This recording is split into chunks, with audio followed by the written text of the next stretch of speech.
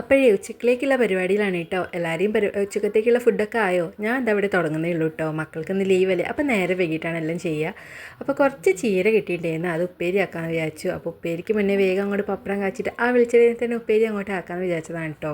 ഇപ്പോൾ ഇവിടെ നോൽമ്പാണ്, കാവിലെ ഉത്സവമാവാനായി.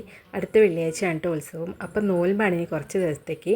ഈ പച്ചക്കറി ആകുമ്പോൾ ഫുഡ് കഴിക്കുക പറഞ്ഞാൽ ഭയങ്കര ബുദ്ധിമുട്ടുള്ള കാര്യമാണല്ലേ. അപ്പോൾ അതാ കുറച്ച് ചീരപ്പേരി ആക്കുക, അങ്ങനെയുള്ള ഐറ്റംസൊക്കെ ആക്കുക വിചാരിച്ചിട്ടോ. കാർത്തിക്ക് മാത്രം പ്രശ്നം കേട്ടോ, അവൻ അങ്ങനെ മീൻ കഴിക്കാത്തതുകൊണ്ട് പ്രശ്നമില്ല. അപ്പോൾ ഞാൻ കുറച്ച് ചമ്മന്തിയും മത്തനും പയറുപ്പേരി കറി വെക്കാമെന്നൊക്കെ വിചാരിച്ചിട്ടോ. അപ്പോൾ അതിൻ്റെ ഇടയിലാണ് ജ്യൂസ് അടിക്കാൻ വേണ്ടി വന്നത് കാർത്തി. അപ്പോൾ എന്നാൽ ജ്യൂസ് അടിച്ച് കൊടുക്കട്ടെ വിചാരിച്ചിട്ടോ. അങ്ങനെ വത്തക്കൊക്കെ അടിച്ച് കൊടുക്കുകയാണ്. കാർത്തിക്കും ചാരുസിനൊക്കെ ഒന്ന് പോവാനില്ലല്ലോ.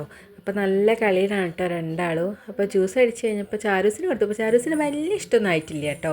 അങ്ങനെ ഇതാ മമ്പർ വെന്ത് കഴിഞ്ഞപ്പോൾ ഞാൻ അതാ വേഗം മത്തനിട്ട് കൊടുക്കുകയാണ്. അപ്പോൾ അതും കൂടി ഒരു വിസിലൊക്കെ വന്നു കഴിഞ്ഞാൽ വേഗം പണി കഴിഞ്ഞല്ലോ. അപ്പോൾ കറി ഏകദേശമൊക്കെ റെഡി ആയിട്ടുണ്ട്. അപ്പോൾ ഇന്ന് ഉച്ചക്കത്തേക്കുള്ള പരിപാടിയൊക്കെ കഴിഞ്ഞു കേട്ടോ.